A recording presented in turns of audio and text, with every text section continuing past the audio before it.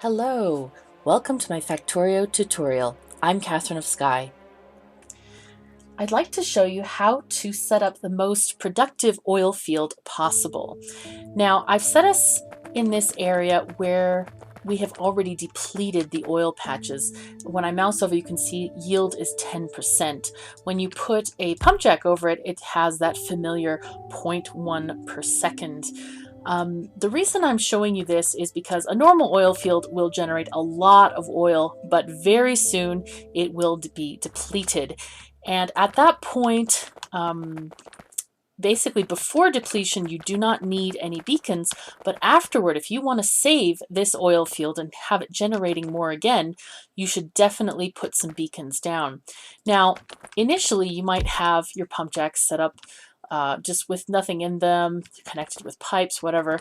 But I find that the most efficient way to set up an oil field is actually set it up with speed modules already in. And I like to use level 3 speed modules if possible.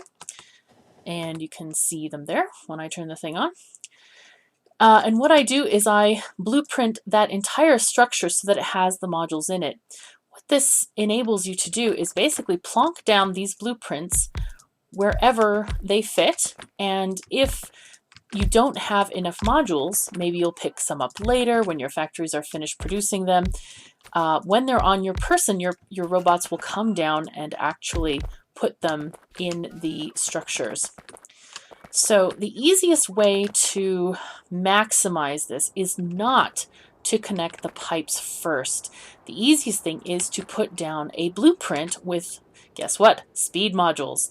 I like to maximize the coverage on these speed modules by basically just including as many pump jacks as possible within the range. You can see there's a faint yellow square where I'm putting this down, so I'm going to go with 3 here, another one there, and another one over here.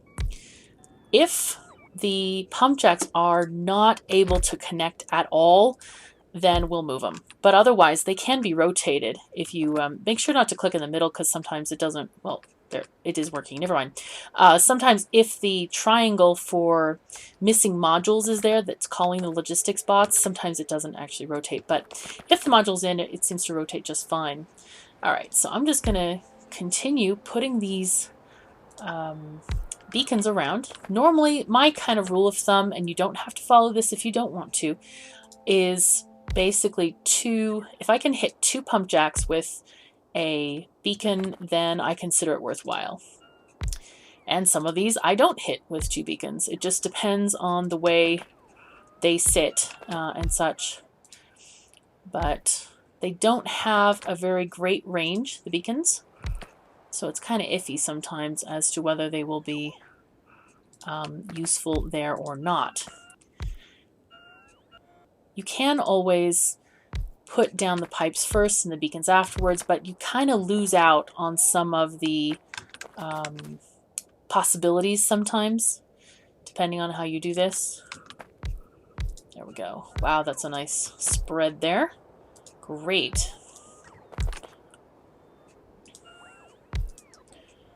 All right, that's good. Looking good, and then this one is just by itself. But these guys can have some nice beacony goodness around them. The pump jacks are kind of funny because they sort of cover, like it might look like they're not quite reaching the edge of a tile because of the way the sprite is generated, but they will eventually. So the next thing to do is connect all of these guys up. And it doesn't really matter if your pipes are terribly messy. It's okay, just as long as they do connect. And the way I like to test for connection is basically by powering one of them. And we will do that with a large electrical pole. And we'll power this one so that it starts producing oil, and so you can see oil in the pipe. So now I'm going to basically try to organize the pipe around these structures and see if I can basically get it to go out this may not... Oh, it does work there. Okay. And you kind of end up with the maze-like structure if you do it this way. But it is very, very efficient for actually generating oil. Alright, so these are all connected. That one, can I... Yes, that one fits there. Very nice.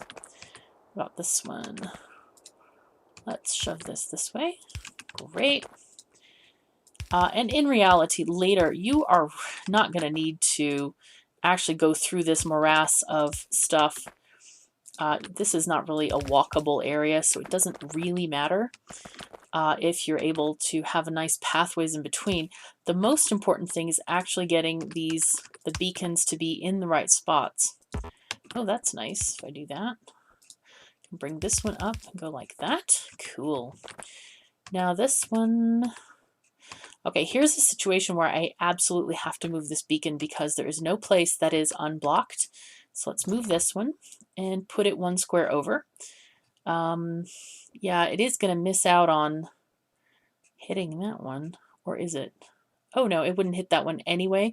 So it's just going to these two guys, and that's alright. Alright, so we can... let's put this way. Alright, great. So now we need to concentrate on basically powering all of these up. And remember, you do need the beacons to be powered as well in order for this to work. I'm just going to use robots because it's easier just to plonk down the electrical lines that way. And there's one here. Alright, and let's get these going real quick. Oh. This may also need some intervention. No, it's actually okay. Oh, whoops, dear me. That's not what I wanted. Oh no. Here we go. That's much better. And of course these can be connected this way. Just shove these that way.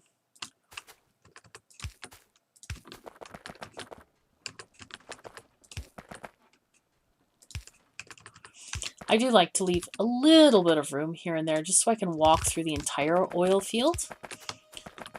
So, alright, and this one can actually be beaconed if you want to, but just keep in mind that beacons cost a lot of power to operate.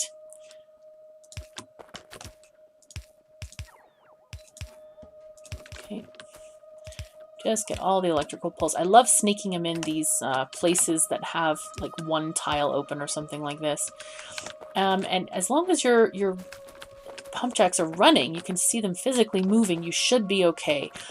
Because if they're not connected, they pretty much will stall and they won't go anywhere. So what you're looking for is where you see on the right hand under speed, plus 400%. So basically that means it's generating 0.5 oil per second. That is huge.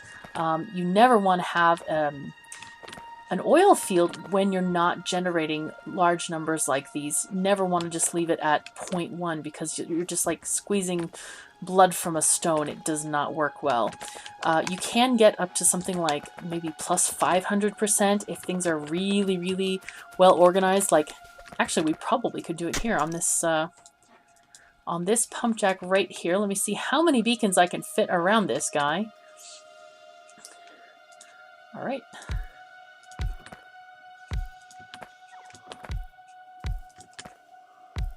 And everything has to be powered in order for it to work. There we go. And no more will fit. Okay, so let's see how sneaky we can get with this. All right. Wow. Plus 700% for that one. Oh my goodness, did it fill up the pipe? Holy fuzzy cats. Oh, because I did not connect this to my oil line going out into my base. That's what happened there. So yeah, you can achieve a huge number with those speed modules if you are so inclined, of course. All right, so let's see that guy going. I don't think I've ever actually done that before in a real game. Can this all connect? No, not yet. I need this. There we go. And flowing oil is happening. Oh my goodness.